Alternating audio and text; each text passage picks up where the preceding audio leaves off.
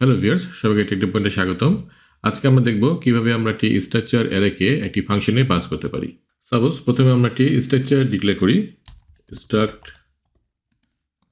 বুক নামে, এবং এখানে আমরা তিনটা মেম্বার নিব। একটি হচ্ছে আইডি, সো আমি ইন্টিজার টাইপের আইডি নিলাম, এবং আরেকটি হচ্ছে আমাদের ক্যারেক্টার টাইপের নেম, সো এটা হচ্ছে একটি অ্যারে হবে, সো আমরা সাপোজ 50 ক্যারেক্টার রাখবো, এবং আরেকটি হচ্ছে প্রাইস, সো আমি এটা ফ্লোট দিলাম। ওকে, এখন আমরা এই বুক স্ট্রাকচারের একটি ভেরিয়েবল ডিক্লেয়ার করব, অ্যারে টাইপের ভেরিয়েবল।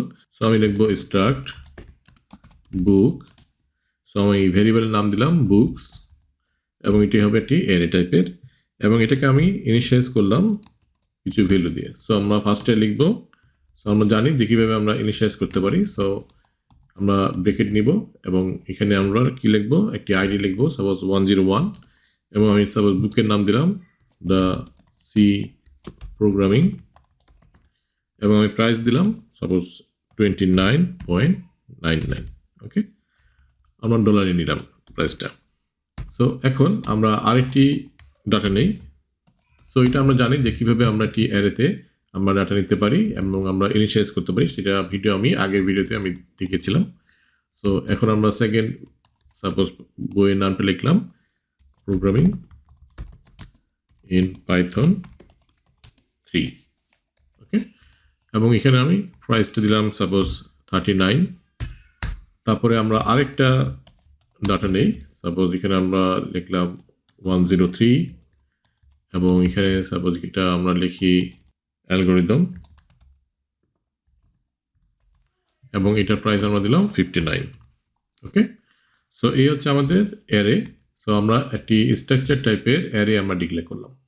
এখন আমরা চাচ্ছি যে এই অ্যারেটিকে একটি ফাংশনে পাস করব, এবং সেই ফাংশনের মাধ্যমে আমরা এই অ্যারেটাকে প্রিন্ট করব। তাহলে এখন আমরা একটি ফাংশন ডিক্লেয়ার করি ভয়েড প্রিন্ট বুক লিস্ট।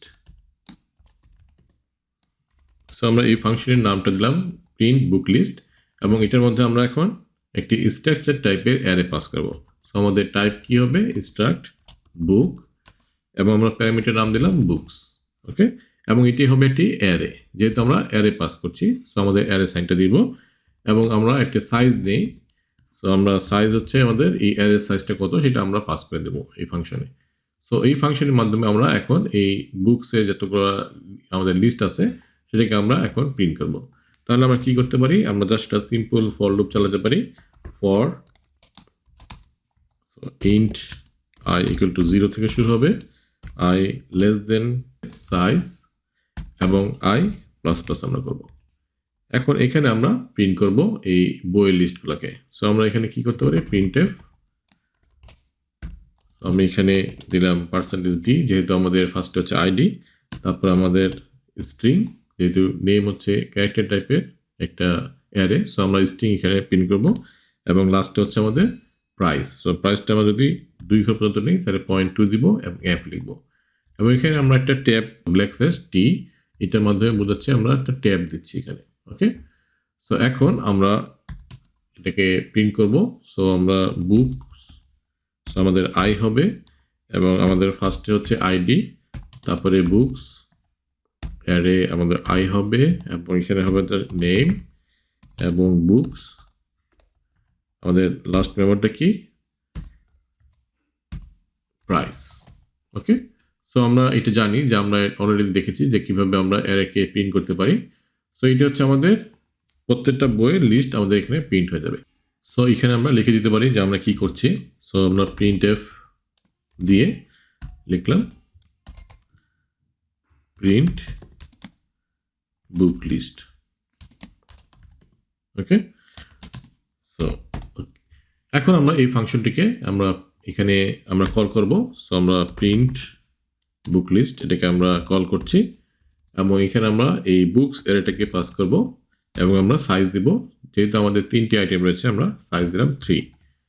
এখন যদি আমরা এটাকে রান করি তাহলে আমরা দেখব যে এই বইয়ের লিস্টটা আমাদের প্রিন্ট হয়ে গেছে। ওকে, আমাদের এটা প্রিন্ট হয়ে গেছে।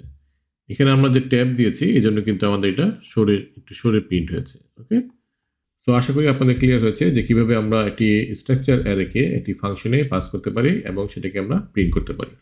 সো তো আজকে আপনাদের জন্য অ্যাসাইনমেন্ট থাকবে যে আমরা এই প্রোডাক্ট স্ট্রাকচারে একটি অ্যারে ক্রিয়েট করব এবং সেখানে আমরা কিছু ভ্যালু দ্বারা ইনিশিয়ালাইজ করব এবং আমরা একটি ফাংশন ডিক্লেয়ার করব এবং যে ফাংশনের মাধ্যমে আমরা সেই প্রোডাক্টের লিস্টটাকে আমরা প্রিন্ট করব। ওকে, তাহলে আজকের জন্য এইটুকুই, দেখা হবে নেক্সট ভিডিওতে। আজকের জন্য আল্লাহ হাফেজ।